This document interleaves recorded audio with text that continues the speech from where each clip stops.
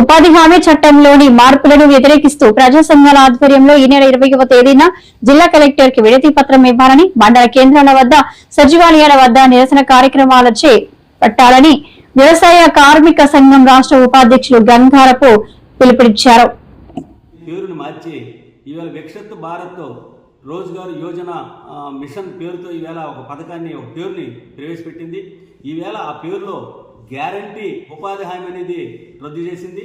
అలాగే ఈవేళ ఉపాధి హామీ చట్టాన్ని పూర్తిగా తుంగలో తొక్కే విధంగా చట్టంలో అనేక మార్పులు చేసింది. ఇప్పటికే భారతదేశంలో ఉన్నటువంటి ఉపాధి కూలీలకి 100 రోజుల పని సక్రమంగా అమలు చేయడం లేదు సరే కదా. ఇప్పుడు ఉన్నటువంటి పనిని 125 రోజులు పెంచినట్లు కూడా ప్రజలను మభ్య పెడుతున్నటువంటి పరిస్థితి ఉంది. ఈ ఉపాధి హామీ చట్టాన్ని నిర్వీర్యం చేసి ఉపాధికి భవిష్యత్తులో కూలీలు లేకుండా చేసే ప్రయత్నం చేస్తుంది. ఆంధ్ర రాష్ట్రంలో, ముఖ్యంగా భారతదేశంలో ఈ ఉపాధి హామీ చట్టానికి 90% నిధులు కేంద్ర గవర్నమెంట్ పెట్టాలి, అలాగే 10% రాష్ట్ర ప్రభుత్వం భరించుకోవాలని చెప్పి చట్టంలో నిబంధనలు ఉంటే, ఈవేళ 40% రాష్ట్రాలు భరించాలి, 60% కేంద్రం భరిస్తుందని చెబుతుంది. ఈవేళ రాష్ట్రం, ముఖ్యంగా తెలంగాణ, ఆంధ్ర పరిస్థితి మరీ దారుణంగా ఉంది.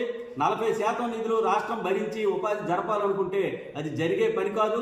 ఇప్పటికే కేంద్రమే ఈ ఉపాధి హామీ నిధులు మొత్తం భరిస్తుంటే 6 నెలల కాలం పాటు ఉపాధి వేతనాల బకాయిల్లో ఉన్నాయి. అనేక విధాలుగా వేపల పేరుతో ఈవేళ ఉపాధి పనిని తగ్గిస్తున్న పరిస్థితి ఉంది. 100 రోజుల పని కూడా సక్రమంగా ఇవ్వలేనటువంటి పరిస్థితి ఉంది. అలాంటిది ఈవేళ రాష్ట్రాలకే ఆ బాధ్యతలు అప్పచెప్పడం అనేది సరైన పద్ధతి కాదు. అలాగే మహాత్మా గాంధీ పేరుని ఈవేళ గ్రామీణ ప్రాంతాలు అభివృద్ధి చెందితేనే భారతదేశం అభివృద్ధి చెందుతుందని చెప్పినటువంటి మహాత్మా గాంధీ పేరు ఈవేళ యూపీఏ గవర్నమెంట్ పెడితే, ఈవేళ మహాత్మా గాంధీని చంపినటువంటి గాడ్సే వారసులైనటువంటి ఆర్ఎస్ఎస్, బీజేపీ ఈవేళ గాంధీ పేరునే మార్చేసి ఇది విజీ రామ్ రోజ్గార్ పేరుతో ఈవేళ కొత్త పేరును మార్చడం సరైనది కాదు. పేరు మార్చడం వల్ల ఉపాధి హామీ కూలీలకి ఏమి ఒరిగింది ఏమి లేదు. కాబట్టి ఉపాధి హామీ చట్టాన్ని ఈవేళ కొత్తగా పెట్టినటువంటి బిల్లుని పూర్తిగా రద్దు చేయాలి, బిల్లును ఉపసంహరించాలి. ఆంధ్ర రాష్ట్రంలో ఉన్నటువంటి వైసీపీ కానీ, జనసేన కానీ, తెలుగుదేశం పార్టీ దీన్ని పూర్తిగా వ్యతిరేకించాలి. నిన్న బిల్లు పాస్ అయిందని చెప్తున్నారు. మరి ఈ ప్రభుత్వాలు ఏం చేస్తున్నాయి? నిజంగా వీళ్ళు కూలీల పక్షాన ఉంటారా, బీజేపీ పక్షాన ఉంటారా తేల్చుకోవాల్సిన అవసరం ఉంది.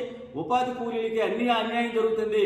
దీనికి వ్యతిరేకంగా ఈ నెల 20వ తేదీన రేపు 20వ తేదీన మొత్తం అన్ని కలెక్టర్ కార్యాలయాల వద్ద మేము వినతి పత్రాలు ఇవ్వాలని, అలాగే మండల ప్రాంతాల్లో, మండల కేంద్రాల్లో ధర్నాలు చేయాలి, అలాగే బిల్లు కాపీలు రద్దు చేయాలని చెప్పి, దగ్ధం చేయాలని చెప్పి పిలుపునివ్వబోతున్నాం.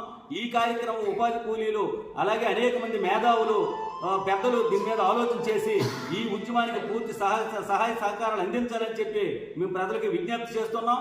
బీజేపీ చేస్తున్న ఈ కుట్రని ప్రజలందరూ ముక్త కంఠంతో ఖండించాలని చెప్పి మేము పిలుపునిస్తున్నాం.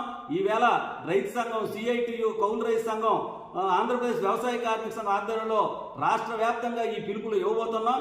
20వ తేదీన రాష్ట్ర వ్యాప్తంగా కార్యక్రమాలు జరుగుతున్నాయి. రేపు కలెక్టర్ గారికి వినతి పత్రం ఇస్తే ఇదంతా ప్రజలు గమనించి ఈ ఉద్యమాల్ని బలపరచాలని మేము కోరుకుంటూ సెలవు తీసుకుంటాం. నా పేరు గంగరాపు సింహాచలం, ఆంధ్రప్రదేశ్ వ్యవసాయ కార్మిక సంఘం రాష్ట్ర ఉపాధ్యక్షుడు.